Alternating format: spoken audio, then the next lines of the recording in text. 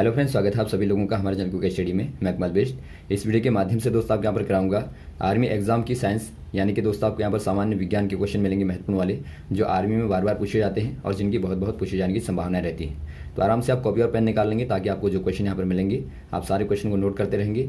और साथ में दोस्तों जो आपको इनके आधार पर जानकारियाँ मिलेंगी, आप सारी जानकारियों को लगातार नोट करते रहेंगे। तो शुरू करते हैं, देखिए। और साथ में दोस्तों यदि आपने हमारे चैनल को सब्सक्राइब ना किया हो तो प्लीज़ सब्सक्राइब कर लें ताकि हमारे वीडियोज़ आपको लगातार मिलते रहें। तो पहला क्वेश्चन देखिए, सोडियम तथा पोटेशियम को मिट्टी के तेल में क्यों रखा जाता है? यानी आपको बताना है why sodium and potassium stored in kerosene oil. दोस्तों यहाँ पर देखिए आपको बताना है जो सोडियम और पोटेशियम होते हैं, सोडियम का सिंबल होता है Na, पोटेशियम का होता है K। इनको दोस्तों केरोसिन ऑयल में क्यों स्टोर किया जाता है, यानी कि जो आपका केरोसिन ऑयल होता है, मिट्टी का तेल होता है, उसमें क्यों रखा जाता है, ये आपको रीज़न बताना है। आपको मालूम होना चाहिए जो सोडियम होता है और जो पोटेशियम होता है, ये दोस्तों क्या होते हैं, ये आपके मोस्ट रिएक्टिव होते हैं, यानी कि बहुत ज़्यादा क्या होते हैं, क्रियाशील होते हैं, या फिर आपके यहाँ विक्रियाशील होते हैं। तो इसी के कारण यदि एयर के संपर्क में आते हैं, यानी वायु के संपर्क में आते हैं, तो वहाँ पर आग को पैदा करते हैं, यानी कि फायर को प्रोड्यूस करते हैं। तो यही रीज़न है कि इनको मिट्टी के तेल में स्टोर किया जाता है। तो यहाँ पर आपका देखिए पहला वाला दिखता है आपको, ड्यू टू मोस्ट रिएक्टिव, यानी कि अत्यधिक क्रियाशील होने के कारण। तो ऑप्शन नंबर पहला वाला आपका सही हो जाएगा। अगला क्वेश्चन देखिए दोस्तों, दूध से दही बनना कैसा परिवर्तन है? यानी आपको बताना है milk to curd is a change of. दोस्तों आपको मालूम होगा दो प्रकार के परिवर्तन आपको बताए थे, कल भी आपको इनके बारे में डिस्कस किया था। एक आपका होता है केमिकल चेंज होता है, एक आपका होता है फिजिकल चेंज। देखिए जो आपका केमिकल होता है, यानी कि जो रासायनिक परिवर्तन होता है, यदि कोई नया पदार्थ बनता है परिवर्तन के दौरान, ऐसा वाला चेंज होता है, ऐसा वाला परिवर्तन होता है। जब कोई क्या बनता है, नया वाला कोई न्यू सबस्टेंस बनता है, यानी कि नया पदार्थ बनता है, तो ऐसे परिवर्तन को आप रासायनिक परिवर्तन कहते हैं। और यहाँ पर यदि आपका कोई नया पदार्थ नहीं बनेगा, केवल उसके भौतिक यानी कि फिजिकल प्रॉपर्टीज जो होती हैं, जैसा कि आपका शेप होता है या साइज होता है, या फिर उसका वॉल्यूम होता है, या फिर उसका वेट होता है, या फिर उसका कलर होता है, केवल इनमें चेंज आता है, तो उसको आप फिजिकल चेंज कहते हैं। तो यहाँ पर आप देखते हैं दोस्तों, जब मिल्क कन्वर्ट होता है कर्ड में, यानी कि दही में कन्वर्ट होता है, तो ऐसे वाले चेंज में क्या होता है दोस्तों, यहाँ पर लैक्टिक एसिड बनता है। लैक्टिक एसिड बनता है जो कि क्या करता है दोस्तों, जो एक प्रकार से दही में खट्टापन पैदा करता है। इसको आप लैक्टिक अम्ल कहते हैं या फिर लैक्टिक एसिड कहते हैं, जो कि लैक्टोबैसिलस नामक बैक्टीरिया के कारण होता है। तो यहाँ पर आप कह देंगे लैक्टिक एसिड यहाँ पर नया पदार्थ बनता है, तो इसीलिए कैसा चेंज हो जाएगा, ये एक प्रकार से केमिकल चेंज हो जाएगा, यानी कि रासायनिक परिवर्तन हो जाएगा। तो ऑप्शन नंबर आपका पहला वाला सही हो जाएगा। अगला क्वेश्चन देखिए दोस्तों, अम्लीय वर्षा हानिकारक है? यानी आपको बताना है एसिड रेन हार्मफुल फॉर। किन के लिए हानिकारक होती है? प्लांट्स के लिए, या ताजमहल के लिए, या सॉइल के लिए, या ऑल एबव। दोस्तों यहाँ पर देखिए पहले आप समझेंगे अम्लीय वर्षा होती क्या है, इसके बारे में क्वेश्चन आता है कि बताइए अम्लीय वर्षा किन के कारण होती है।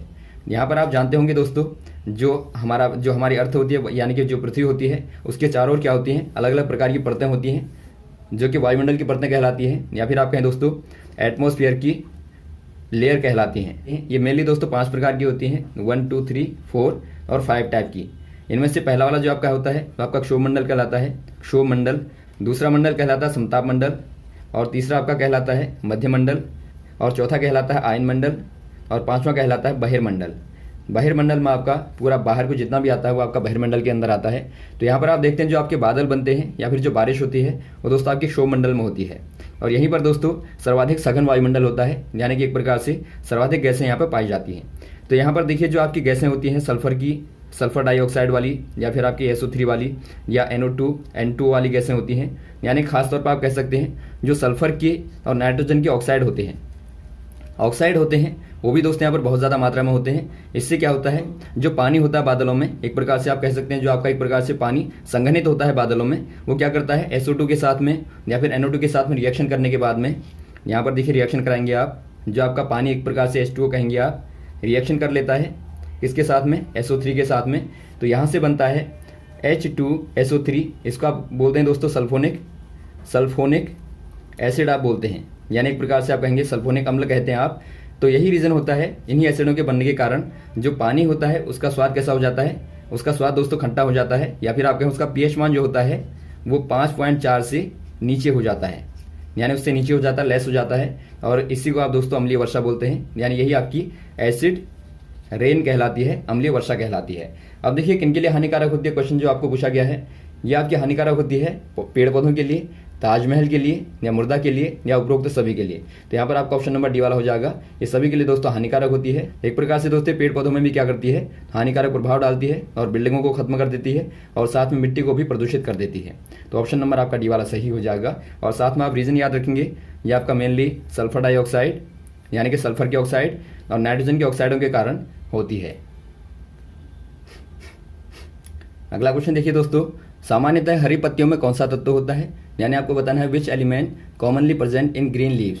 दोस्तों यहाँ पर देखिए जो ग्रीन लीव होती हैं, या फिर आप कहें प्लांट, या फिर आप कॉमनली कह सकते हैं प्लांट, यानी कि जो पेड़ पौधे होते हैं उनमें पत्तियों में क्या होता है, मेनली कौन सा वाला एलिमेंट होता है, आयरन होता है या सोडियम या नाइट्रोजन या मैग्नीशियम। ये दोस्तों आपके यहाँ पर होता है मैग्नीशियम। जो मैग्नीशियम होता है दोस्तों, मैग्नीशियम जो आपका होता है यानी Mg आप शॉर्ट में कह सकते हैं, ये दोस्तों हरी पत्तियों के जो बीच वाला भाग होता है, यानी कि जो आपकी एक प्रकार से क्लोरोफिल की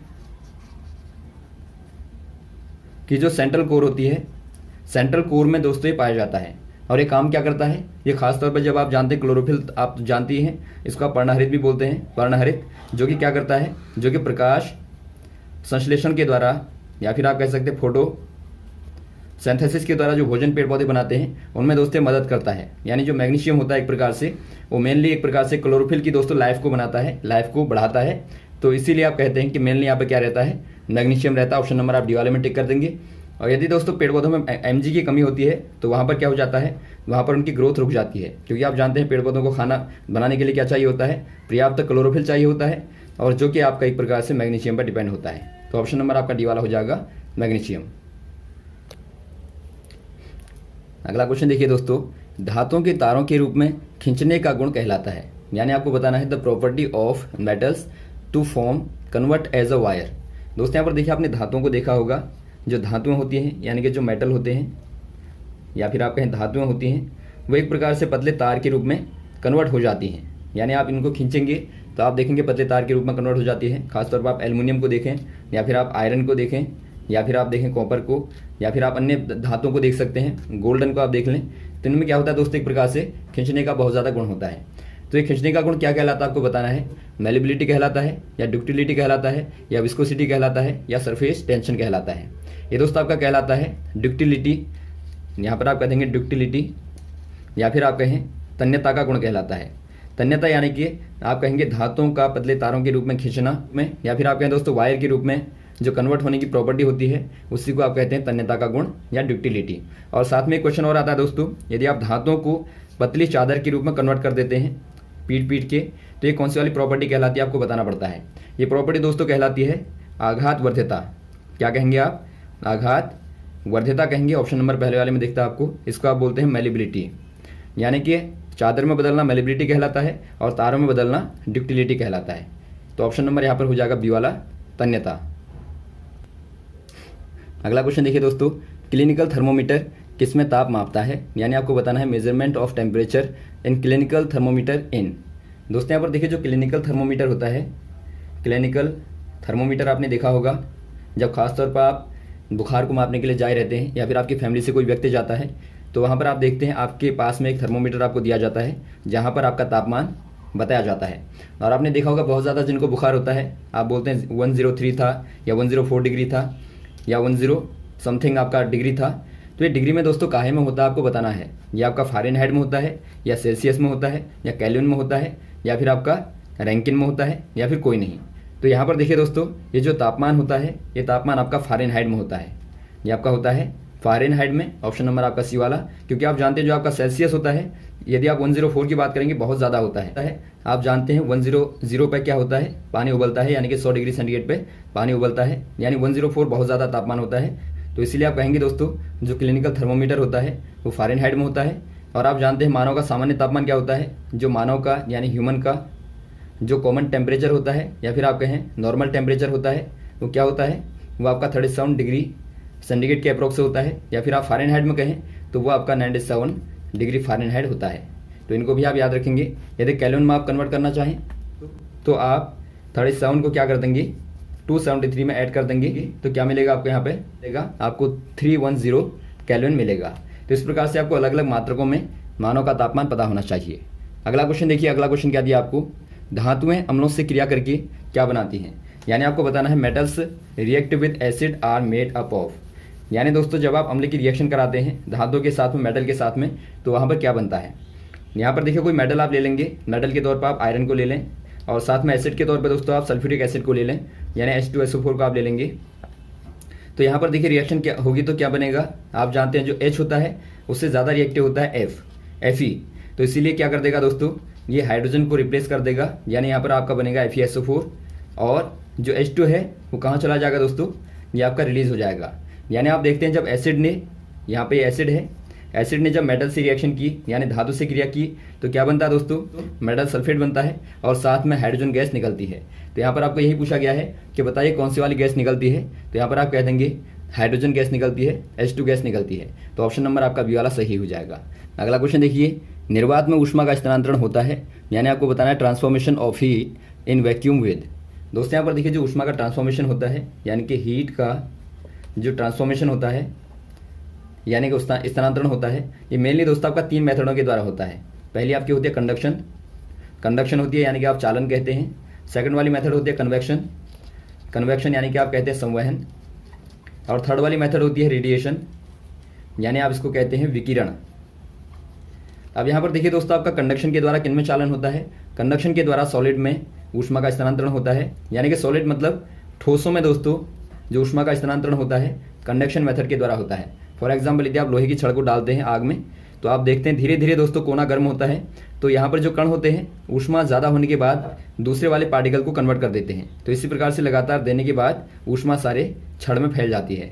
और यदि आप सेकंड वाले को देखें, कन्वेक्शन को देखें यानी संवहन को देखें, तो इसके द्वारा दोस्तों आप देखते हैं जो द्रव होते हैं या फिर जो गैसें होती हैं उनको आप एक बर्तन में डालते हैं, तो वहाँ पर नीचे आप आग लगा दें, नीचे आप आग दे दें, उनको फायर दे दें, तो आप देखते हैं जो नीचे वाले गर्म पार्टिकल होते हैं गर्म होकर हल्के हो जाते हैं और ऊपर की ओर गति करते हैं, और जो आपके ठंडे वाले पार्टिकल होते हैं किनारों से वो नीचे की ओर यानी सतह की ओर दोस्तों वेसल जो आपका होता है यानी जो बर्तन होता है उसकी तली की ओर आते रहते हैं। तो इस प्रकार से लगातार ये गर्म होते रहते हैं। यही रीज़न आपका होता है गैसों में भी, गैसों में बिल्कुल आपकी सेम प्रोसेस होती है, यानी आप गैसों में और जो लिक्विड होते हैं उनमें कहेंगे आप संवहन के द्वारा ऊष्मा का स्थानांतरण होता है। और जो थर्ड वाली मेथड होती है दोस्तों वहाँ पर बिना किसी माध्यम के होता है, यानी यहाँ पर तो आपने देखा ठोसों में और द्रव में, गैसों में एक प्रकार से क्या होता है माध्यम चाहिए होता है, लेकिन जब बिना माध्यम के ऊष्मा का स्थानांतरण हो, फॉर एग्जाम्पल आप देखते हैं सूर्य से आने वाली जो ऊष्मा होती है, आप जानते हैं सूर्य और पृथ्वी के बीच में दोस्तों ऐसा भी भाग होता है जहाँ पर कोई वायुमंडल नहीं होता, यानी कि एक प्रकार से निर्वात होता है। निर्वात बोले तो वैक्यूम होता है जहाँ पर कोई भी वायुमंडल नहीं होता। तो ऐसे केस में भी आप देखते हैं ऊष्मा का स्थानांतरण होता है और यहाँ तक पहुँच जाती है। तो इसका रीजन होता है दोस्तों विकिरण यानी कि रेडिएशन होता है। तो आप कह देंगे जब कोई माध्यम नहीं होगा यदि उसके द्वारा भी ऊष्मा का स्थानांतरण होता है ऐसे केस में, तो उसे आप कहते हैं ऊष्मा का विकिरण यानी कि रेडिएशन। तो ऑप्शन नंबर आपका हो जाएगा सी वाला रेडिएशन। अगला क्वेश्चन देखिए दोस्तों, CuSO4 प्लस Fe बराबर बनता है आपका FeSO4 प्लस Cu। तो आपको बताना है नेम ऑफ रिएक्शन, यानी आपको बताना है जो यहाँ पर क्रिया हो रही है इसका नाम क्या है। यहाँ पर आप देखते हैं दोस्तों कॉपर सल्फेट CuSO4 रिएक्शन करता है आयरन के साथ में। तो यहाँ पर जो आयरन होता है कॉपर को डिस्प्लेस कर देता है, क्योंकि जो आयरन होता है दोस्तों वो मोर रिएक्टिव होता है कॉपर से। यानी दोनों मेटल हैं, दोनों धातुएं हैं, लेकिन यहाँ पे जो आयरन धातु है, आयरन मेटल है, वो ज़्यादा रिएक्टिव होता है कॉपर से। तो यहाँ पर आप कह देंगे जो आयरन होगा कॉपर को क्या कर देगा दोस्तों, डिस्प्लेस कर देगा, यानी कि विस्थापित कर देगा। विस्थापित कर देगा तो क्या बनेगा दोस्तों, आयरन का सल्फेट बनेगा और यहाँ पर Cu आपका अलग हो जाएगा। तो इस वाली रिएक्शन को क्या कहते हैं आपको बताना है। ये आपका दोस्तों विस्थापित करने की रिएक्शन जो होती है वो विस्थापन रिएक्शन कहलाती है, यानी कि डिस्प्लेसमेंट रिएक्शन कहलाती है। तो ऑप्शन नंबर पहला वाला ही आपका दिखता है डिस्प्लेसमेंट रिएक्शन। और साथ में दोस्तों आपको विखंडन और संयोजन भी मालूम होना चाहिए, यानी यदि आप दोनों को जोड़ दें, H2O2 को जोड़ के आप H2O बना दें या फिर N2O2 को जोड़ के आप NO2 बना दें, तो ये दोस्तों क्या कहलाती है, ये आपकी संयोजन कहलाती है, यानी कि कंपोजिशन कहलाती है। और यदि आप विखंडित कर दें, माना यहाँ पर आपने लिया NH3 को लिया, अमोनिया को लिया और आप विखंडित करके बना देते हैं N2 और धन H2, तो यहाँ पर क्या कहलाएगी दोस्तों, ये आपका एक ही एलिमेंट जब विखंडित होता है यानी कि जब डिकम्पोज होता है तो ऐसी रिएक्शन को आप कहते हैं डिकम्पोजिशन रिएक्शन। और जहाँ पर दोस्तों आपका अपचयन और उपचयन दोनों होता है तो उसी को आप बोलते हैं रिडॉक्स। तो आप चारों को ही याद रखेंगे। अगला क्वेश्चन देखिए, ग्रीन हाउस प्रभाव का मुख्य कारण क्या होता है, यानी main reason of green house effect is. दोस्तों यहाँ पर देखिए पहले आप समझेंगे जो आपका ग्रीन हाउस प्रभाव होता है वो होता क्या है। ग्रीन हाउस इफेक्ट या फिर आप कहें ग्रीन हाउस प्रभाव, या फिर दोस्तों आप हिंदी में कहते हैं इसको हरित गृह प्रभाव, ये भी आपका नाम से आता है। तो ये होता क्या है दोस्तों, आप जानते हैं अर्थ का टेम्परेचर लगातार क्या हो रहा है, लगातार बढ़ता जाता है, और इसी टेम्परेचर के बढ़ने को दोस्तों क्या कहते हैं आप, इसको आप कहते हैं ग्रीन हाउस इफेक्ट, यानी कि हरित गृह प्रभाव। अब यहाँ पर देखिए बढ़ता क्यों है, मेन रीजन क्या है, आप जानते हैं दोस्तों वायुमंडल में अनेक प्रकार की गैसें होती हैं, खासतौर पर आपका CH4 है या CO2 है या फिर आपका SO2 है या NO2 है, अलग अलग प्रकार की गैसें होती हैं जो क्या करती हैं, ऊष्मा को क्या करती हैं दोस्तों, एब्जॉर्ब कर लेती हैं। आप जानते हैं जब दिन में सूर्य का प्रकाश पृथ्वी पर आता है तो पृथ्वी बहुत सारी ऊष्मा को एब्जॉर्ब कर लेती है, और जब रात के समय में वायुमंडल का तापमान कम होता है तो ऊष्मा पृथ्वी से लेकर ऊपर की ओर चलने लगती है। आप जानते हैं ऊष्मा का स्थानांतरण होता है उच्च ताप से निम्न ताप की ओर, तो ऊष्मा ऊपर को जाएगी तो यहाँ पर अलग अलग प्रकार की जो गैसें होती हैं, खासतौर पर आपका CO2 होती है यानी कार्बन डाइऑक्साइड जो होती है, वो दोस्तों ऊष्मा को क्या कर लेती है, एब्जॉर्ब कर लेती है, यानी कि उसका अवशोषण कर लेती है, और उससे क्या होता है, अर्थ का तापमान लगातार बढ़ता जाता है। तो यहाँ पर आप कह देंगे जो मेन गैस होती है दोस्तों वो कार्बन डाइऑक्साइड होती है यानी CO2 होती है, क्योंकि ज़्यादा ऊष्मा को एब्जॉर्ब करती है। अगला क्वेश्चन देखिए दोस्तों, ग्रह कितनी गतियाँ करते हैं, यानी आपको बताना है how many motions do planets. दोस्तों यहाँ पर देखिए जो ग्रह होते हैं, जो प्लैनेट होते हैं, ये आपका मेनली दोस्तों 2 प्रकार की गतियाँ करते हैं। आप जानते हैं सौर मंडल यानी कि सौर परिवार में कुल मिला के आपके 8 ग्रह होते हैं। यम भी था लेकिन उसको निकाल दिया गया, प्लूटो को निकाल दिया गया, उसको ग्रहों की श्रेणी से निकाल दिया गया। अब आपके 8 बचते हैं, और 8वें दोस्तों क्या करते हैं, एक प्रकार से 2 प्रकार की गतियाँ करते हैं। आप जानते हैं इनमें हमारी अर्थ भी आती है यानी कि पृथ्वी आती है, और पृथ्वी भी दोस्तों 2 प्रकार की गतियाँ करती है। पहली गति कहलाती है घूर्णन गति, और सेकंड वाली कहलाती है परिक्रमण गति, यानी कि आप रिवॉल्यूशन कह सकते हैं और रोटेशन कह सकते हैं। यानी घूर्णन गति और परिक्रमण गति आप 2 प्रकार की गतियाँ कहेंगे। घूर्णन गति होती है अक्ष के परितः, यानी कि अक्ष के ही चारों ओर घूमते हैं, और रोटेशन होती है सूर्य के चारों ओर घूमना। तो ऑप्शन नंबर आपका हो जाएगा सेकंड वाला, बी वाला, 2 प्रकार की गतियाँ करती है। यदि आप घूर्णन की बात करें दोस्तों अर्थ में, तो घूर्णन गति के कारण ही रात और दिन होते हैं, और यदि आप दूसरी वाली गति की बात करें तो परिक्रमण के कारण क्या होता है दोस्तों, ऋतुओं में परिवर्तन होता है। तो ऑप्शन नंबर आपका हो जाएगा बी वाला, और साथ में आप रीजनों को भी याद रखेंगे इनके परिवर्तन से क्या होता है। तो यहाँ तक दोस्तों आप क्वेश्चन को तैयार करें, और साथ में यदि आपको वीडियो पसंद आया हो तो आप लगातार शेयर करें, लाइक करें, ताकि आपको इस प्रकार की वीडियोस लगातार मिलते रहें। ओके, थैंक्स, जय हिंद, जय भारत।